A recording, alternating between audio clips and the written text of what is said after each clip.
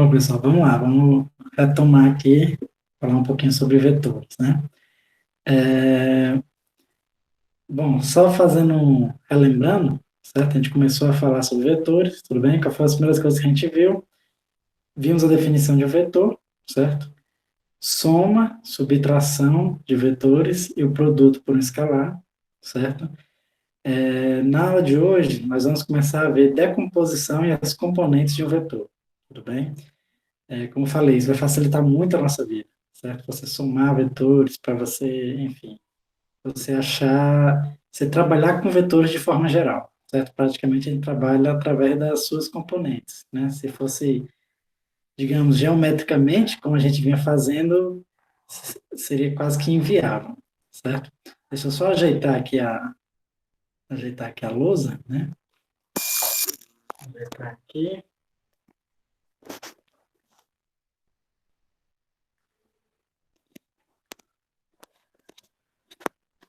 E aí a gente começa, certo?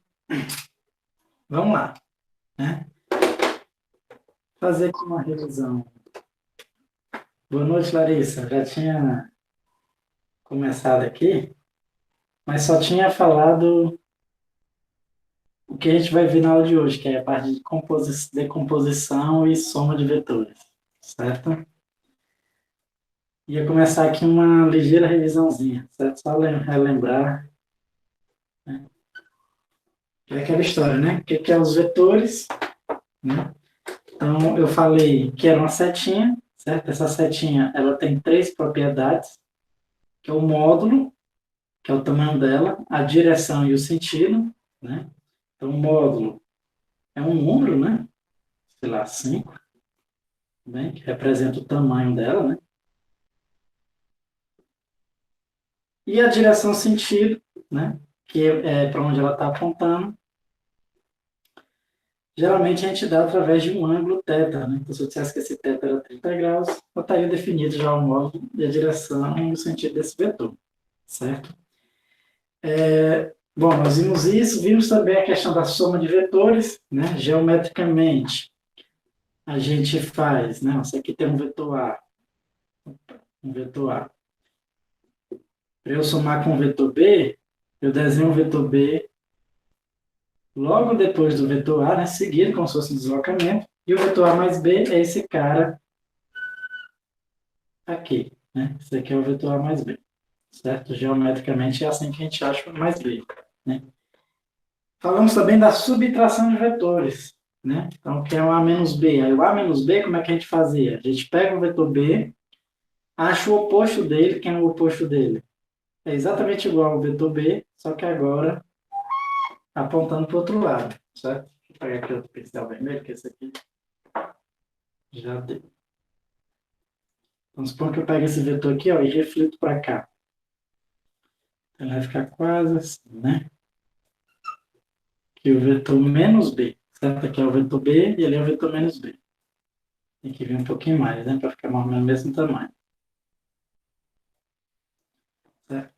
Então, esse aqui é o A vetor B e esse cara aqui vai ser o A menos B. Certo? Vetor B eu somo com o vetor B normal. A menos B eu somo com o oposto de B. Certo? E tinha aquelas fórmulas lá gigantescas que a gente viu, né? Que era lei dos cossenos, né? Que tanto para soma quanto para subtração, ela fica assim. Mais ou menos 2 vezes o módulo de A, vezes o módulo de B, vezes o cosseno do ângulo entre eles. Né? Então, quando for soma aqui, eu uso mais, né? Fica módulo de A ao quadrado, mais módulo de B ao quadrado, mais 2 vezes módulo de A vezes módulo de B, vezes o cosseno do ângulo entre eles. Certo? Se for menos, aqui, né? Aqui eu uso menos, bem? Que é a lei dos cossenos. Certo? E só para finalizar, o que a gente viu no finalzinho da aula passada, que quando você pega um número e multiplica por um vetor, então basicamente o que você faz? O, o módulo dele, né, o módulo desse novo número, desse novo vetor, vai ser o módulo desse número vezes o módulo do vetor A, ou seja, você amplia esse vetor, né? Lambda vezes, lembrando, lambda está representando um número, não um escalar, certo? Então, se for 2, aumenta 2 vezes, se for 3, aumenta 3 vezes, né? Lembra que a gente viu até o caso se for meio, aí você divide pela metade com 2 quintos. O que é 2 quintos? Você multiplica por 2, divide por 5, né? Você vai sempre muda essa proporção no tamanho do vetor. Boa noite, Kaline. Estou só na revisão, certo? E a direção sentido, a regra é sempre, se o lambda for positivo, certo? A direção sempre é a mesma, certo? E o sentido fica o mesmo também, né? Então, vamos supor que o θ continua sendo o mesmo ângulo θ. Se o ângulo for negativo, certo? Aí ele é refletido, né? Você muda a direção, né? Igual o B aqui, ó. Esse menos B eu posso pensar como se fosse B vezes menos 1. Por quê? Porque eu pego o B e reflito o sentido, né? Quando for negativo. Boa noite, Lúcia. Estou só uma revisãozinha para a gente vai começar a aula daqui a pouco, certo? Nesse caso, quando o vetor é refletido, a gente soma 180 graus, aí ele é refletido. Tudo bem? Então, resumidamente, foi isso aqui que a gente viu, certo? Como eu falei, na aula de hoje a gente vai ver vetores de uma forma bem mais fácil, certo? De trabalhar. Lembrando, qualquer dificuldade que vocês tenham aí, se a internet cair ou qualquer outra coisa, se estiver ruim, se estiver muito escuro, né? Talvez esteja escuro, eu estou olhando aqui. Vocês podem me avisar que eu tento resolver de algum jeito, certo? Vamos lá, e a primeira coisa que a gente vai começar a ver na aula de hoje, que é uma coisa que até a gente costuma ver no ensino médio, não sei se vocês viram, e se viram, se vão lembrar, né? Que é a parte de decomposição de vetor.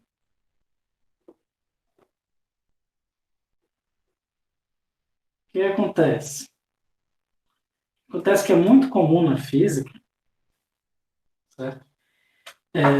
A gente, primeiro, sempre que a gente vai estudar um problema físico, né, existe os eixos definidos. Quando a gente estava em uma dimensão, tinha um eixo X lá definido, certo? Quando a gente começa a estudar vetores, é exatamente para estudar movimento em 2 ou 3 dimensões, né? Então, sempre vai existir, agora, um plano cartesiano definido, se for em 2 dimensões, né? Se for em 3 dimensões, é um espaço cartesiano, né? E aí passaria a ter um eixo Z aqui, certo? Isso é se for em 3 dimensões. Né? Imagina aqui como se fosse o canto, por exemplo, o canto da sala, certo? Então, um dos lados do chão aqui é o eixo X, esse lado que sobe pelas 2 paredes é o eixo Y, e esse outro canto aqui, esse outro lado aqui do canto seria o eixo Z, né? Tudo bem? Sendo que, a princípio, vamos estudar vetores em 2 dimensões. Depois eu vou estender todo o conceito que a gente aprendeu em 2 dimensões para 3 dimensões. Certo?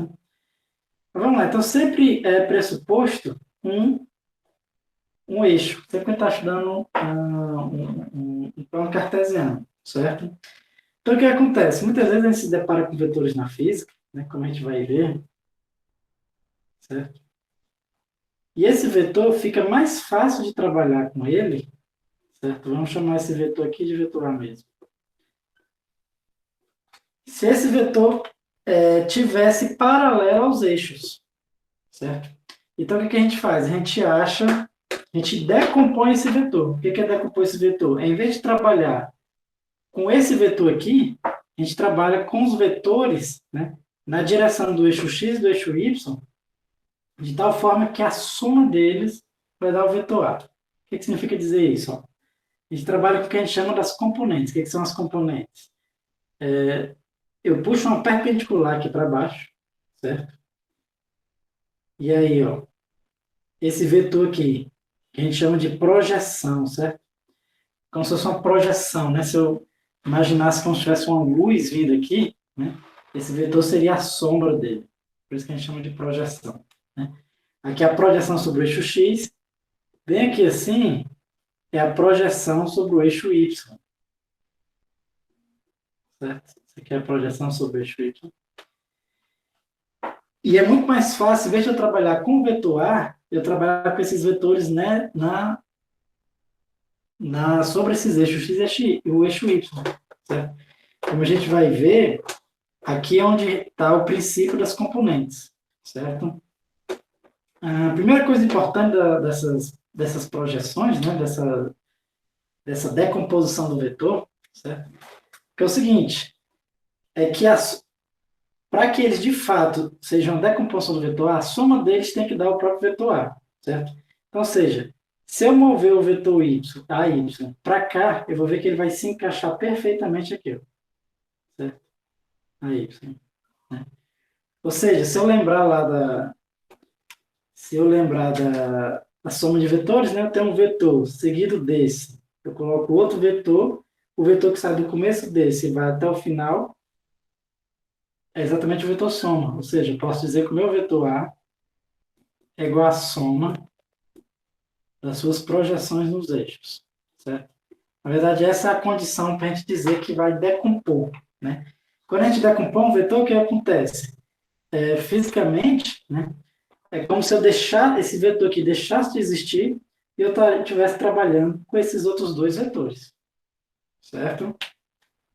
Então, é assim que a gente decompõe um vetor. A gente vai fazer isso demais, né? Quando tiver vendo leis de Newton, vai ter lá. A gente vai estar isso no ensino médio também, né? Quando tiver o corpo no plano inclinado, vai existir a força-peso, né? Aí a força-peso a gente vai decompor no PY e no PX, certo? Então, essa decomposiçãozinha aqui, a gente deixa de trabalhar com a força-peso e passa a trabalhar com a componente do eixo Y, a componente do eixo X, é exatamente isso que ele está fazendo, certo? E aí tem algumas, como falei, tem algumas condições para que eles sejam, de fato, a componente. Né? Então, primeiro, a soma das duas tem que dar o próprio vetor, certo? E, né, a gente sempre vai trabalhar com elas sendo perpendiculares entre si, certo? Na verdade, isso na prática, né, sempre vai ser verdade, por quê? Porque os eixos sempre são perpendiculares entre si, né? Então, se eu achar a projeção nos eixos, as minhas projeções vão sempre ser perpendiculares. Matematicamente falando, estuda-se o caso em que não são perpendiculares, mas não é do nosso interesse físico, né? Toda aplicação prática, a gente pode escolher os nossos eixos sendo perpendiculares, o que facilita muito a nossa vida. Tudo bem? E como esses caras são perpendiculares entre si, eu já acho a primeira relação importante entre o vetor e suas componentes, certo? Que é o seguinte, vocês lembram que quando você soma dois vetores que são perpendiculares, o vetor soma, ele é simplesmente, o módulo do vetor soma vai ser igual, você pode usar o teorema de Pitágoras, né? Para relacionar o vetor A aí com as suas componentes, certo? Suas componentes vetoriais. Tudo bem? A partir de agora, eu vou usar a seguinte notação, que é interessante. Né? Sempre que eu vou escrever a letrazinha do vetor sem a seta em cima, eu estou me referindo ao módulo dele. Então, quando eu vou escrever assim, ó, isso aqui eu estou me referindo ao módulo do vetor A. Tudo bem? Mas vamos lá. Então, essa aqui já é a primeira relação importante, certo? Que a gente precisa saber. Né? Ou seja, se você souber o tamanho das componentes, né, você consegue calcular o módulo do vetor A. Certo? Se eu olhar para esse triângulozinho aqui, né, se eu olhar para esse triângulozinho aqui, ó, que fecha o AY, o AX, o AY e o A, fica observa também que eu consigo determinar esse ângulo se eu conhecer as componentes. Né? Por quê? Porque essa componente aqui é o cateto oposto. E essa componente aqui é o cateto adjacente. Certo? Então, eu posso determinar aquele ângulo ali, a tangente desse ângulo, certo? Como sendo o cateto oposto, o AY, dividido pelo cateto adjacente, AX. Certo? Então, ou seja, se eu conhecer as componentes, né? Ou seja, se eu conhecer o tamanho do AX, né? E eu sei que ele está aqui na direção do eixo X, e o tamanho do AY, eu posso determinar o quê? Com isso aqui eu consigo determinar tanto o módulo do vetor A, quanto o ângulo que ele faz aqui com o eixo X. Certo? Então, com as componentes do vetor, eu consigo determinar o vetor, né? Consigo determinar módulo, direção e sentido. Né? Com esse ângulo define direção e sentido. Então, ou seja, as componentes eu consigo definir o vetor. Tudo bem? O inverso também é verdade. Né? Se eu tiver o módulo e o ângulo do vetor, eu também consigo determinar as componentes. Né? Eu consigo fazer isso usando também a trigonometria nesse triângulo. Certo? Deixa eu apagar aqui. Deixa eu apagar aqui. O que eu quero agora? Agora vamos supor o seguinte. Vamos supor agora que eu tenho... Antes eu tinha as duas componentes, achei o módulo e o ângulo. Certo? Direção e sentido. Agora eu quero fazer o contrário. Vamos supor que eu tenha o módulo e o ângulo e quero determinar as componentes. Como é que a gente faz? Eu posso fazer também usando trigonometria aqui nesse triângulo. Certo? Então, eu posso dizer, ó, se eu for calcular aqui o cosseno do θ, cosseno é o quê? Cateto adjacente sobre hipotenusa. Certo? E eu isolando aqui, eu consigo determinar o seguinte, que o módulo do vetor x, ele vai ser o módulo do vetor A, vezes o cosseno do ângulo, desse ângulo θ. Certo? Se eu for para o eixo y, né, se eu analisar o seno desse ângulo θ, eu posso dizer que vai ser módulo do vetor A vezes o seno do ângulo θ. Tudo bem?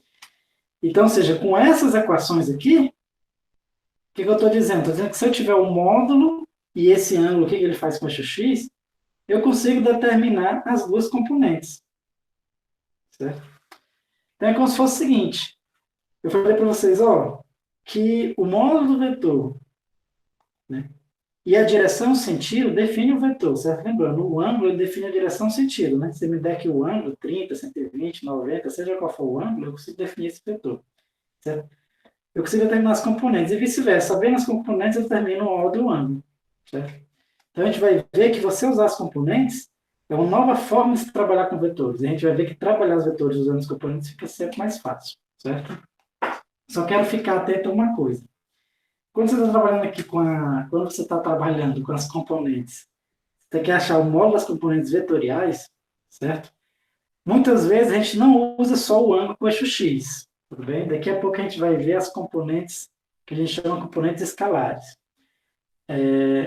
Mas essas componentes vetoriais, às vezes a gente usa outros ângulos, certo? Tudo vai depender do que ele deu na questão. Então pode ser que ele tenha dado, ao invés desse ângulo θ aqui, ele pode dar o ângulo alfa. Certo? Em vez de ele dar o ângulo com o eixo x, ele pode dar o ângulo com o eixo y. Acontece, né, em casos práticos. E aí, para você decompor, você sempre tem que ficar atento, né, quem é o cateto oposto e quem é o cateto adjacente. Tudo bem? Por exemplo, se for em termos de alfa agora, certo? O que vai acontecer? O AX, né, esse AX que está bem aqui acima, ele consegue encaixar perfeitamente aqui, né? Certo? Então, observe que para esse ângulo alfa, quem vai ser oposto a ele é o AX, certo? Então, quando eu aplicar a formulazinha lá da trigonometria, eu vou ver que aqui, em vez de ser cosseno, vai ser seno do ângulo alfa. Certo? Se eu fosse para o y, o AY agora vai ser adjacente ao alfa. Então, agora vai ser cosseno de alfa. Observe que trocou, né? Quando foi aqui em θ, quando era em θ, né? O AX, certo? Era cosseno. Né? O AY eu usava seno. Aqui trocou. O AX eu usei seno e o AY eu usei cosseno. Então, ou seja, essa formulazinha aqui, ela vai depender de qual ângulo você está usando. Certo? Como é que você sabe se vai ser cosseno ou seno? Você tem que analisar a trigonometria. Eu costumo usar um bizuzinho que me ajuda a decorar. Né? Não sei se vai ajudar vocês, mas você pensa assim. Você pensa assim, ó, o AX, por exemplo, aqui, ó, esse AX aqui, ele está perto do ângulo θ. Então, se ele está perto, ele está coçando. Então, é o seno que eu vou usar com ele. Então, é um bisuzinho, né? Coçando fica parecido com cosseno, aí eu acabo associando. Já o alfa, né? Se eu pensar aqui para o alfa, certo? O AX, ele está o quê? Ele está longe do alfa. Então, se ele está longe do alfa, ele está o quê? Acenando. Então, quando é alfa, eu uso seno, certo? Aí, funciona para o AY também, né? O AY está aqui do lado do alfa, então ele está coçando. Então, se for ver aqui em termos de alfa, é cosseno, né? Em termos de θ, o AY está longe, então ele está acenando. Então, eu uso seno. Né? Lógico, não tem nada de rigoroso em relação a isso, né? É só um bizu para ajudar a decorar e que me ajuda sempre. Pode ajudar vocês também, certo? Mas, essa... Mas se você quiser ser mais formal, né? Aí você usa as fórmulas de trigonometria, mas eu prefiro usar aqui o cossando, acenando, que para mim ajuda bastante, certo? Tudo bem, pessoal? Então, assim, aquilo que eu falei, né? Se você tem o módulo e o ângulo, você consegue trabalhar com os vetores, certo? A grande vantagem disso, que a gente vai ver que somar vetores usando as suas componentes é bem mais simples do que você somar usando aquelas formas trigonométricas gigantescas, certo?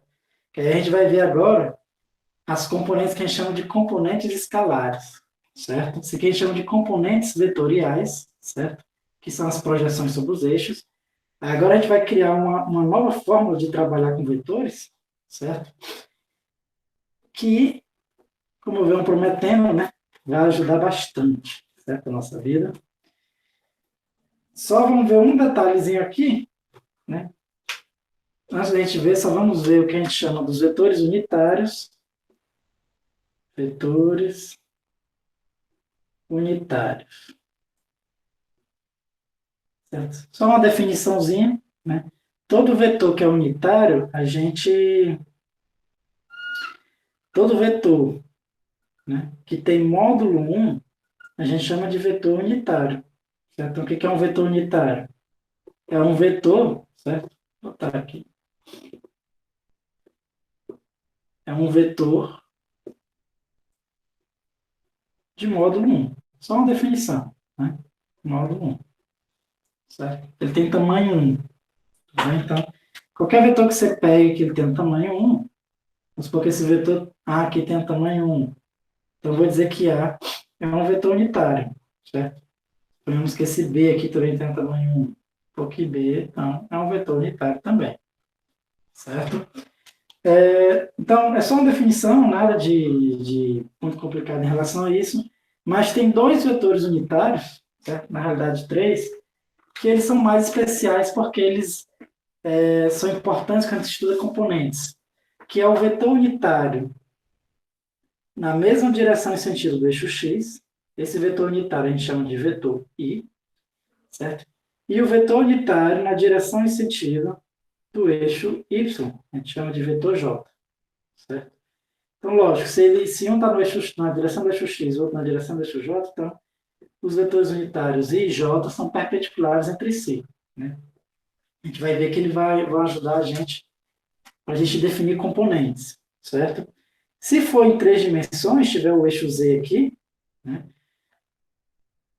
O que acontece? Também vai existir um vetor unitário na direção do eixo z, e esse vetor unitário a gente chama de vetor k, certo? Então, como eu falei, não tem nada demais com esse vetor. A única propriedade que eles têm é porque eles têm tamanho 1, certo? A única propriedade, certo?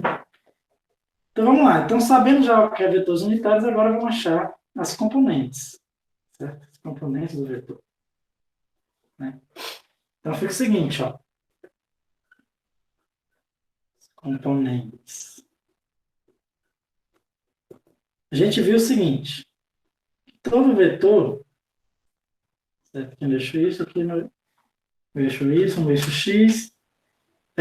Dado um vetor, tudo bem? Eu posso achar as projeções desse vetor. Vou ver aqui. vetor A. Posso achar aqui o que eu chamei do AX,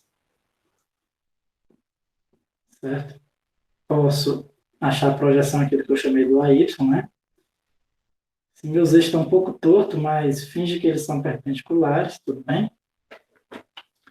E aí fica o seguinte, a gente viu que meu vetor A, certo? Ele é a soma do AX com o AY. Tudo bem? Então, o que acontece? Observe que, lembra que eu falei para vocês que a gente sempre define dois vetores unitários, né? Um aqui no eixo x, que a gente chama de I, e outro aqui no eixo y, que a gente chama do vetor j. Certo? O que acontece? Esse vetor AX, ele é paralelo ao vetor I. E o vetor AY, ele é paralelo ao vetor j. Ou seja, o vetor AX é como se eu tivesse pegado o vetor I multiplicado por um número para ter esticado a chegar ao vetor AY, ou AX. Certo? Ou seja, eu peguei o I, multipliquei por um número e estiquei ele até chegar no AY. O vetor AY, também é a mesma coisa, eu peguei o J, estiquei ele até chegar no AY. Certo? Eu falei, peguei o I, estiquei até chegar no AX, peguei o J, estiquei ele até o AY. O que eu quero dizer com isso? Quero dizer o seguinte, que o AX ele vai ser um número vezes o vetor I. O AY vai ser um número vezes o vetor J. Certo? Esses números, né, é exatamente o que a gente chama de componentes. Então, vou fazer o seguinte, que esse cara aqui, ó, ele vai ser igual a um número, certo? Esse número a gente chama de AX. E esse número a gente chama de AX, então vai ser o AX vezes o vetor I, certo? Lembra, eu estiquei o vetor, lembra qual é a propriedade, qual é a operação que faz isso com o vetor? É você multiplicar por um número. Então, pego o I, estico e chego no AX. Esse número que eu multiplico para chegar no AX, eu chamo de AX também, certo? Só que aqui é AX com vetor, aqui é AX sem o vetorzinho em cima. Posso pensar a mesma coisa aqui para a componente Y. Certo? Vai ficar YJ. E aí, agora a gente escreve o vetor em termos de suas componentes, certo? Então, as componentes do vetor, certo? As componentes escalares, é exatamente esses dois números, a x e a y. Né? E a gente vai ver que fazer tudo isso, somar vetores usando as suas componentes, né? Subtrair usando as componentes, multiplicar por número usando as componentes, é muito mais fácil do que usar aquelas fórmulas da geometria que a gente viu no começo da aula. Certo? Então, é por isso que a gente estuda isso aqui. Né? Qual é a lógica? Por que fica tudo mais fácil? Porque quando você está trabalhando com as componentes, né, é como se você deixasse trabalhar o vetor com a direção dele. Em vez de eu trabalhar o vetor com essa direção arbitrária dele, eu trabalho só com vetores na direção x e só com vetores na direção y. Ou seja, todos os vetores vão ter a mesma direção e sentido. Então, fica tudo mais fácil. Certo? Por quê? Porque a gente vai usar aquela lógica de soma de vetores com a mesma direção e sentido, né? Ou mesma direção em sentidos contrários. Ou a gente vai somar ou subtrair esses componentes. Então, tudo vai ficar bem mais fácil. Tudo bem? Essa é a lógica, certo? Vamos lá. E, além disso, né, as componentes, elas vão se assemelhar bastante, né? Na verdade, existe uma relação, né, delas exatamente com as coordenadas de um ponto. Né? Então, eu desenhei esse vetor partindo aqui da origem. Né? Vai dar esse ponto. Então, o que acontece? A gente vai ver que essas componentes é exatamente as coordenadas desse ponto. Certo? Então, vamos supor que esse ponto aqui é o 2, 2. A gente vai ver que essa componente aqui é exatamente 2 vezes o i. E aqui for 2 também, então aqui vai ser mais 2 vezes o j. Certo? Então, meu A seria assim. Tudo bem? Deixa eu desenhar aqui outros vetores, né? Vamos supor que eu fosse um vetor bem aqui assim, ó. Aqui de vetor B. Certo? Aí ele tem essa componente e essa componente. Né? Então, aqui vamos supor que seja o menos 2 e aqui o menos 1. Então, já vou ver, o B aqui eu poderia escrever da seguinte forma, como sendo componente y é menos 2 vezes o vetor j, e a componente x, menos 1 vezes o vetor i. Certo? Só um detalhe, pessoal, como tem um 1 vezes o vetor i, eu posso botar só menos i. Certo? É aquela mesma lógica de quando a gente está multiplicando uma variável. Né? Tipo, um x a gente escreve como sendo só x, né? Tudo bem? Fica subentendido, né? Então, a mesma coisa é aqui, ó. Menos 1i, você pode escrever só como sendo menos i. Certo? E eu posso pegar vários outros, né? Só um detalhe, pessoal, que eu falei assim, eu vou pegar o vetor i e o vetor j e esticar ele para até chegar no ponto. Mas pode acontecer de você diminuir ele também, né? Vamos supor que você vai diminuir assim, ó. Você pega um vetor que ele é assim. Bem aqui assim, é 1/2, y é 1/2, e o x, vamos colocar aqui menos 3/4. É o vetor c. Então você pode dizer ó, que o vetor c vai ser, o x é menos 3/4 do vetor i, e o y vai ser 1/2 do vetor j. Tudo bem? Então, você sempre multiplica por um número, inclusive, né? Você pode falar, professor, a projeção desse cara aqui não está na direção do x, está no sentido contrário, né?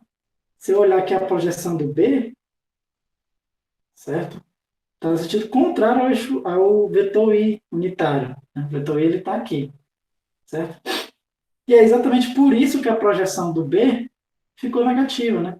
Por quê? Porque eu tenho que multiplicar por um número negativo para a componente vetorial ser refletida para o lado de lá. Certo? Então, só fazendo aqui um resumo, né? O que vai acontecer? Agora a gente pode definir um vetor, certo? Em vez de dar o módulo e o ângulo do vetor, a gente pode dar as componentes dele, certo? E essas componentes, se você colocar o vetor saindo aqui da origem, né, vão coincidir exatamente com as coordenadas do ponto, certo? Então, se eu tiver aqui ó, no primeiro quadrante, certo? No primeiro quadrante, a gente vai ver que o meu vetor vai ter componente x e y positiva, certo? Uma x positiva e uma y positiva. Vou pegar aqui um exemplo, né? Se eu pegar aqui um vetor que aqui é 3 e aqui é 1, esse vetor aqui, ó, meu vetor A vai ser o 3i mais j, certo?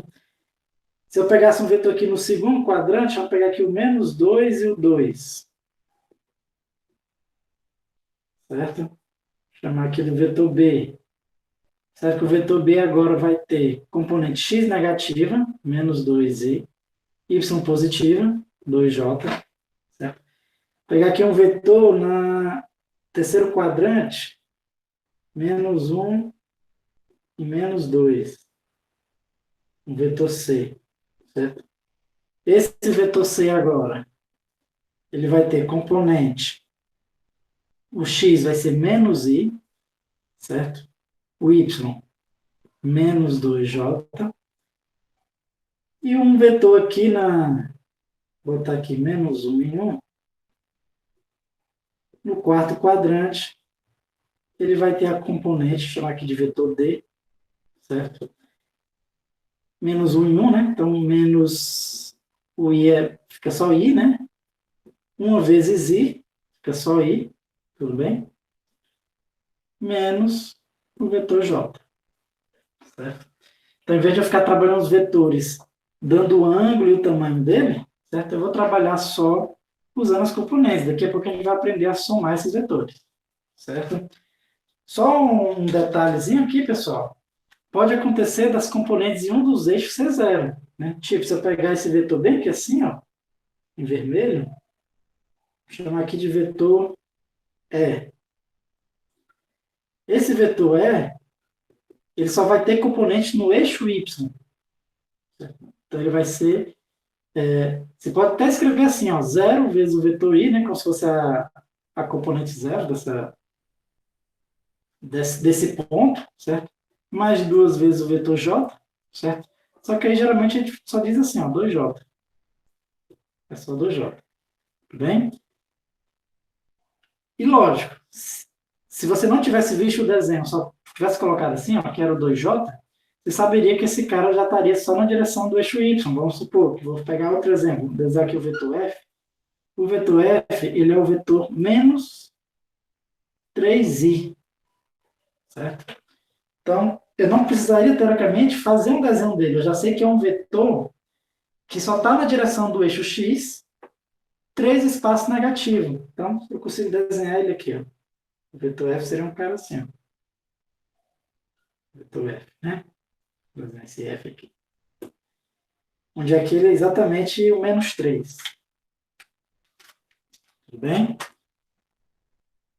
Então, da mesma forma, poderia ter algum vetor aqui, né, na direção y para baixo ou x para frente, né? Vamos completar aqui, ó, f, esse aqui é o vetor g, e vamos fazer um vetor h bem aqui assim. Ó. E aí o g é menos 2j, né? E o h, vamos supor que vai até o 2, 2i. Tudo bem, pessoal? Então, ou seja, só usando as componentes a gente já consegue desenhar os vetores, certo? A gente já consegue ter uma ideia, né? De onde ele está apontando, se são positivos. Só pelo sinal das componentes, consegue ter ideia se ele, qual direção está apontando, né? Então, por exemplo, se as duas componentes são positivas, eu sei que ele vai estar em algum lugar dessa região, né? Se a x negativa e y positiva, ele vai estar aqui no segundo quadrante, né? As duas negativas estão no terceiro quadrante, certo? O y negativo e x positivo, ele está no quarto quadrante, né? Se só tiver componente y, ele está aqui paralelo ao eixo y. Se for positiva, está apontando no mesmo sentido do eixo y, negativa apontando no sentido contrário. Né? Mesma coisa para o eixo x. Tá bem? Então, ou seja, tudo fica mais simples quando a gente começa a trabalhar com as componentes de um vetor. Certo? E eu falei o seguinte, que o vetor, você pode definir um vetor só através das suas componentes. Certo? Só que aí que está, é importante a gente saber transitar, né, entre as duas formas de descrever. Né? Eu falei para vocês, ó, você pode descrever usando o módulo e o ângulo, certo? Ou então usando suas componentes. Né? Mas a gente já viu a formulazinha que relaciona esses dois. Tudo bem?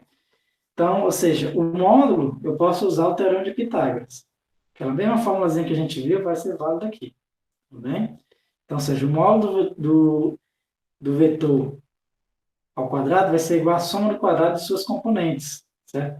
Se você quiser, você pode até passar a raiz aqui, ó, e obter isso aqui. Tudo bem?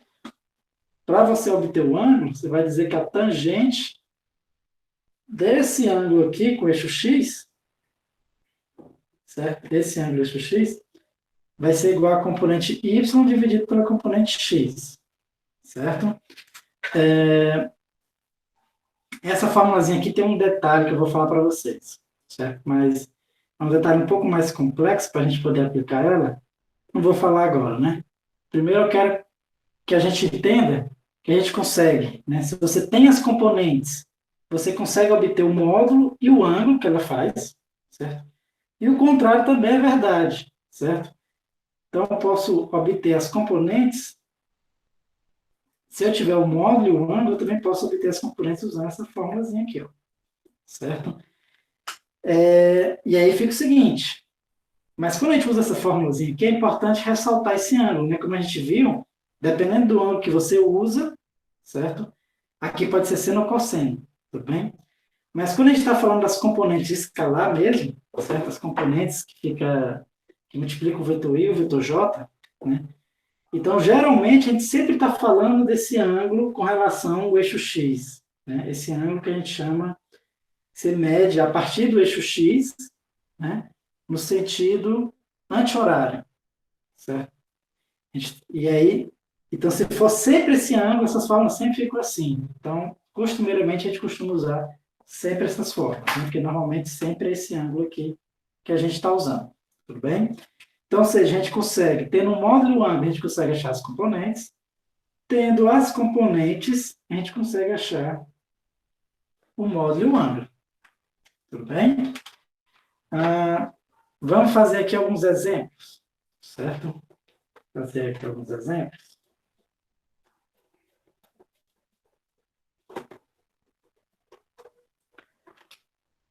Vou pegar aqui, vou fazer exatamente o contrário, né? Vou pegar aqui, ó, 4 vetores, certo? Vamos pegar aqui, ó, esse vetor A aqui. Primeiro eu vou dar o módulo dele e vamos calcular as componentes, né? Vetor A, vamos dizer que o módulo do vetor A é 3, e esse ângulo aqui vamos botar 30 graus, certo? Depois vamos pegar aqui um vetor B,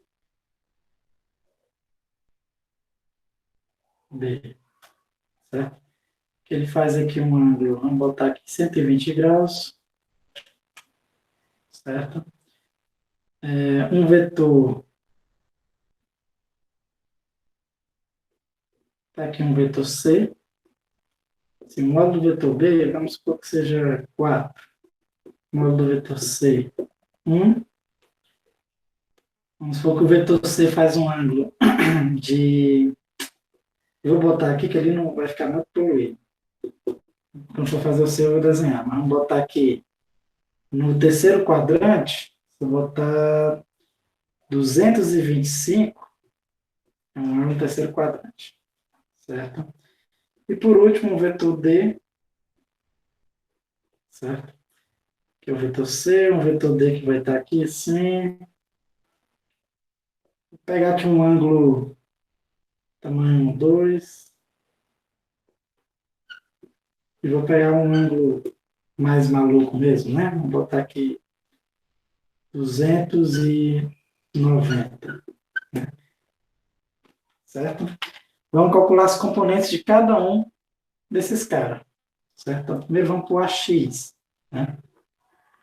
Então, vai ser A vezes o cosseno de θ. Então, AX vai ser o A, que é 3, vezes o cosseno de 30, certo? Então, já acho que o meu AX, cosseno de 30 é raiz de 3 sobre 2. Então, vai ser 3 raiz de 3 sobre 2, certo? O meu AY, vou fazer aqui um pouquinho mais rápido, já que é bem maçante nessas coisas. Então, vou fazer rápido aqui para não ficar tão chato. Então, vai ficar 3 seno de 30, 1 meio, 3 meios. E aí, se eu for escrever o vetor A em termos de I e J, então meu vetor A vai ser a componente x, que é 3 raiz de 3 sobre 2, e mais a componente j, que seria 1 meio, 3 meios de j. Tudo bem? Fazer a mesma coisa para o vetor B. Né? E aí eu posso usar a mesma formulazinha, né? Então, já vou até ser mais rápido. Bx vai ser o módulo de B, que é 4, vezes o cosseno de 120 graus, certo? Então, meu Bx vai ser 4, cosseno de 120 é igual o cosseno de 60, né? É igual ao cosseno de 60, aliás, é menos o cosseno de 60. E aí, cosseno de 60 é 1 meio, então vai ficar menos 1 meio. Então, já acho aqui que o meu Bx vai ser menos 2, certo? Vamos para o By. Vai ser 4 vezes o seno de 120, né? Que é igual ao seno de 60, que é raiz de 3 sobre 2. Então, meu B vai ser o Bx menos 2i. Aqui eu posso escrever como sendo 2 raiz de 3, né? Mais 2 raiz de 3 vezes o vetor j. Tudo bem? Qualquer dúvida vocês podem perguntar, certo?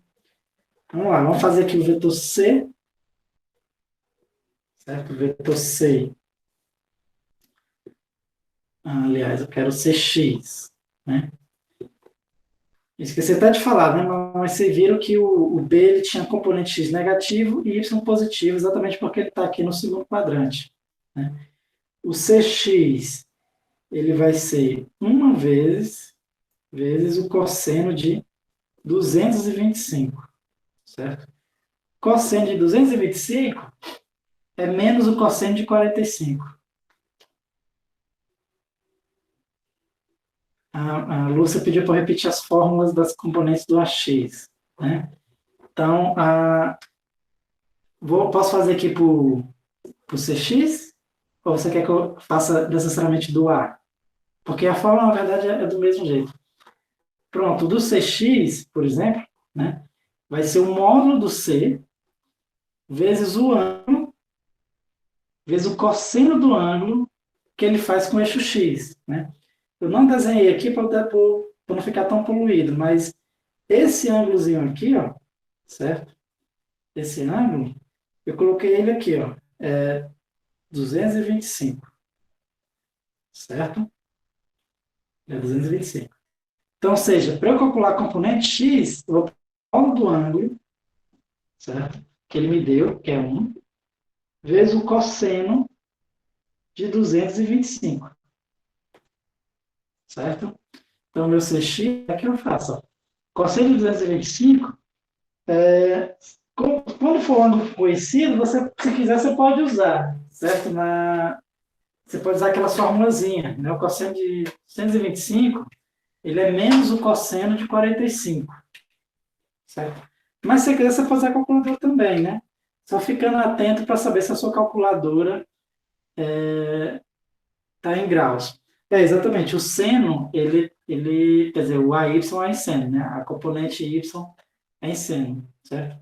Aqui, esse aqui eu vou fazer que é o mesmo cosseno de 45, vai ficar menos raiz de 2 sobre 2, só que negativo. Né? O CY, você falou corretamente, né?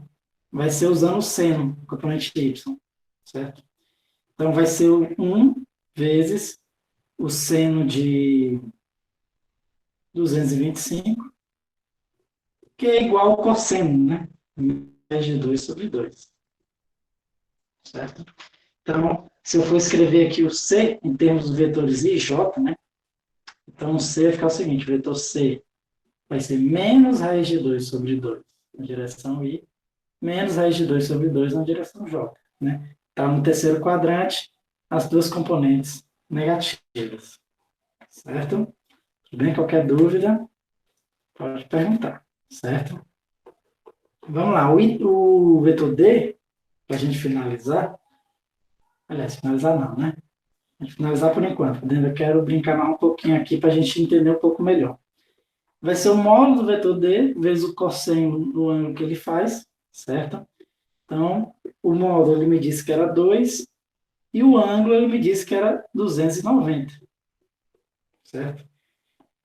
Naturalmente, se ele vai pedir as componentes, ele vai ter que dar o módulo e o ângulo, sem isso não vai dar para você para achar, certo? Que vai ficar duas vezes. Eu coloquei 290 é um ângulo que não tem, que a gente não conhece decorado, certo? Então, ou seja, se tiver um ângulo que você não souber o valor exato, né? A grande maioria dos ângulos, na verdade, a gente não sabe, né? A gente só conhece o 30, o 45 e o 60, né? Seus derivados, né? E o 90 e seus derivados, certo? Então, se for qualquer outro ângulo, você tem que ir para o calculador mesmo, certo? Tem essa funçãozinha aqui do cosseno, né? Não sei se vocês vão conseguir ver, mas tem um botãozinho do cosseno, né? Que aí você calcula o cosseno de 290, certo? Que aí ele vai dar o resultado, né? Ó. A gente vai ver aqui o resultado, ó. Vai dar vezes 0,342. Tudo bem? Só ficar atento que tem um negocinho bem aqui assim que vocês não vão conseguir ver. Mas esse negocinho bem aqui assim, ele vai dizer qual o grau da função trigonométrica. Tudo bem? Se for um D, ele está em grau, certo? Essa letrinha aí pode ser um D, pode ser um R ou pode ser um G. Se for R, é radiano, certo? Se for D, é grau, que está em degree, né? Que é grau em inglês. E se for um G, é uma unidade que a gente não costuma usar aqui no Brasil, certo? A gente nem vê muito bem, eu nem lembro mais como é que era esse G, certo? Se eu não me engano, o G é tamanho dos raios, certo? É, pois é, exatamente. E se você quiser mudar, você pode mudar a unidade, né? Se você clicar nesse modo aqui, ó, se eu clicar aqui, ó, clico uma vez, clico outra, tá aqui. Quando você clica duas vezes, ó, esse primeiro é para você deixar em grau, o segundo é para deixar em radiano, e o terceiro é para usar essa unidade degree, né? Quer dizer, degree é grau, né? Essa unidade que a gente não usa no Brasil, né? É a partir da... Esqueci, nem lembro mais como é que a gente usa esse G aí, certo? Mas, em geral, a gente não vai precisar usar dele, certo? Então, se você quiser sempre usar em grau, então deixa o Dzinho, né? Se quiser usar em radiano, você bota o R, tudo bem? Então, vamos lá. Achei aqui o cosseno, né? Vou aproveitar aqui esse erro de casa decimal e já multiplico por 2, que vai dar meu dx aqui, vai dar 0,684, tá bem? Que é o meu dx. Vou fazer a mesma coisa para o dy, então dy vai ser d vezes o seno de θ, dy vai ser o d, módulo do d, que é 2, certo? Vezes o seno de 290, e aqui, vamos lá, vou botar logo direto na calculadora. Tá logo direto, 2 vezes o seno de 290. Posso botar direto também, né? Até recomendo, se for fazer isso aí, ó. 2 vezes o seno de 290, né? Já dá logo aqui, ó, menos 1,88 aproximadamente. Certo? Pronto, aqui achamos as componentes x e y do vetor D, certo? Se eu fosse escrever aqui as componentes dele, então ficaria o seguinte: D vai ser 0,684 vezes o vetor I menos 1,88J vezes o vetor J. Certo? Tudo bem? Vamos lá, vamos fazer mais alguns exemplos aqui, só para a gente finalizar a aula de hoje, né? Temos só 7 minutinhos. Mas eu sempre dei ali eu dei um exemplo de um vetor em cada componente, quer dizer, em cada quadrante, certo? E se o vetor estiver em cima do eixo, né? Vamos botar aqui mais 3 vetores. Esse vetor aqui, vetor A, está em cima do eixo X, um vetor B que está em cima do eixo Y, o vetor C que está em cima do eixo X, só que apontando para o outro lado, e um vetor D que está em cima aqui do eixo Y, certo?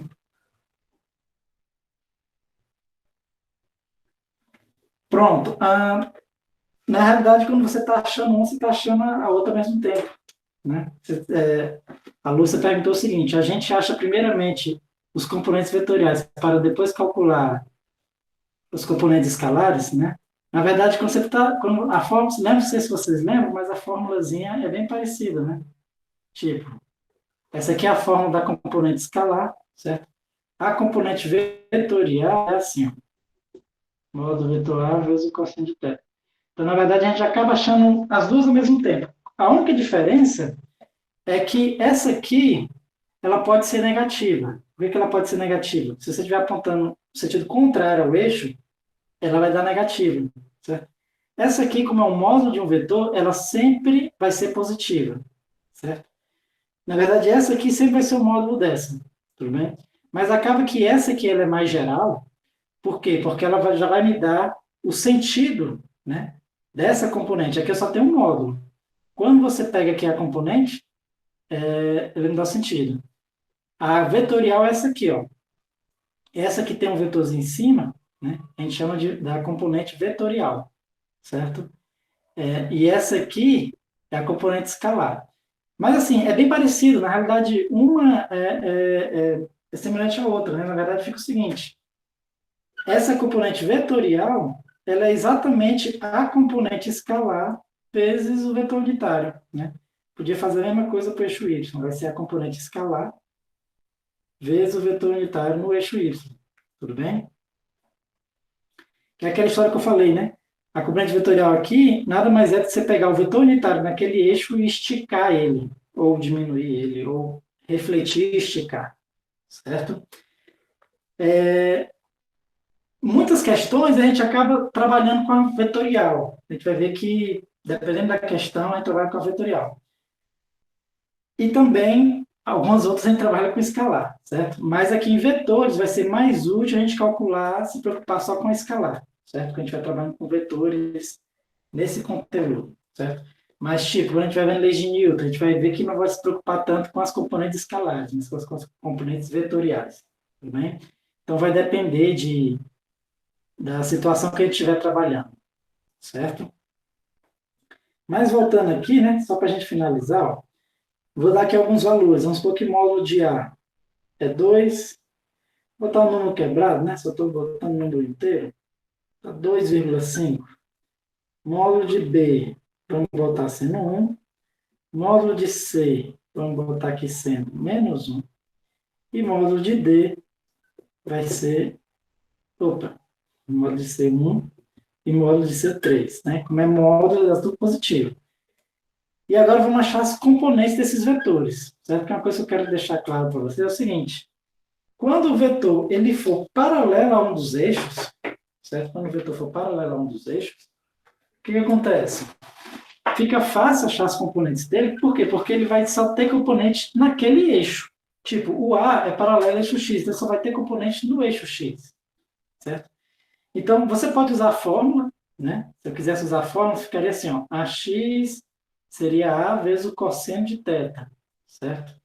O A é 2,5. Qual é o θ? O ângulo que o vetor A faz com o eixo X é zero, vai virar cosseno de zero, certo? Então, já acharia que o AX é 2,5, tudo bem? Se eu for para o AY, seria A vezes o seno de θ. Então, seria o A, que é 2,5, vezes o seno de zero. E seno de zero é zero, eu já ia achar que o AY é zero. Então, ou seja, ia ficar 2,5 vezes o vetor I mais zero vezes o vetor J. Certo? São as duas componentes. Né? Essa componente Y aqui, ó, quando é zero vezes, a gente já nem coloca. É só assim. Certo? Então, você pode usar as formas das componentes, tudo bem? Mas é mais fácil você só pensar o seguinte: se só tem uma componente, então o vetor só está naquela direção. Por exemplo, o vetor B, que ele é 1, tem maior tamanho 1 e está no eixo Y, então ele vai ser exatamente uma vez o vetor J. Certo? Eu posso até calcular o Bx e o By usando aquelas formas, mas eu vou acabar achando isso, que o B é igual ao vetor J. Certo? Lembrando que quando tem um 1 ali, eu deixo subentendido, né? O vetor C também, ele é tamanho 1, só que ele está contrário ao vetor X, só tem ele lá. Então, o vetor C ele vai ser menos o vetor I, certo? O vetor D, ele vai ser 3 na direção menos J. 3 na direção menos J. Certo? Então, você pode achar desse jeito mais fácil. Você fala, não, professor, mas eu quero usar a fórmula. Você pode usar a fórmula, né? Por exemplo, fazer aqui para o D. dx vai ser o D vezes o cosseno do ângulo. Quanto é o ângulo? Esse ângulozinho aqui, ó,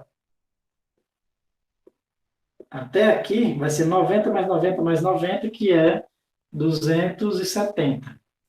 E aí, cosseno de 270 é zero, então já vou achar que 3 vezes zero vai dar zero, né? Ou seja, não tem componente x, certo?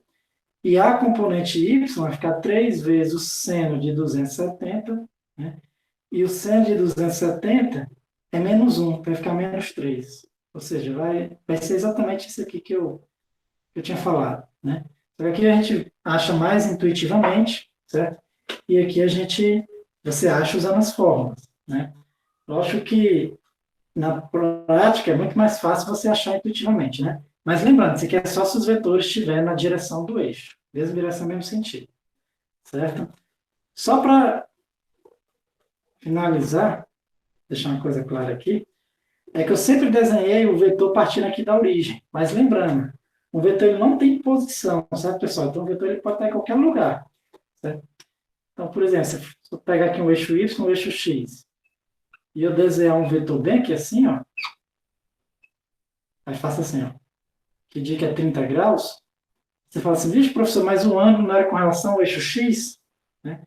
Mas tem que lembrar o seguinte, que o vetor não tem posição, ou seja, se você desenhar um vetor aqui, você pode deslocar esse vetor aqui para a origem e pensar ele assim, ó, aqui formando 30 graus. Então, esse 30 graus aí é o ângulo que ele faz com o eixo X, né? É o ângulo que ele faz com a direção horizontal.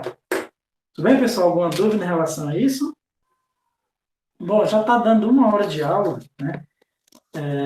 Uma aula na sexta-feira à noite, né? Então, acho que para não ficar cansativo para vocês, acho que eu vou encerrar essa aula aqui. Vocês têm alguma dúvida em relação a esse conteúdo que a gente viu?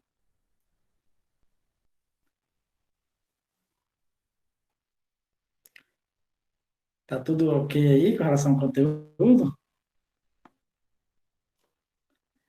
Pronto, mas se qualquer coisa, se tiver alguma dúvida no futuro, vocês podem perguntar lá pelo WhatsApp, pelo Google Classroom, né? Eu já deixei todas as aulas, consegui postar todas as aulas, graças a Deus, certo? Então, assim, então muito provavelmente eu vou colocar a nossa primeira lista próxima semana, né? Eu não tinha colocado ainda porque, como eu não tinha postado as aulas, eu não ia cobrar sem não ter as aulas para vocês estudarem, né? Mas agora que eu já postei as aulas, eu posso começar a passar as primeiras atividades, tudo bem? Então, vamos fazer o seguinte, por hoje a gente fica por aqui, certo? Tenha um ótimo final de sexta, né? Um ótimo final de semana, e a gente se encontra na próxima terça, tudo bem? Qualquer dúvida pode perguntar lá no WhatsApp ou no Google Classroom. Boa noite, Lúcia, até a próxima terça, né? Boa noite, Ana, Vânia, né? Perdão. Não é Vânia? Vânia.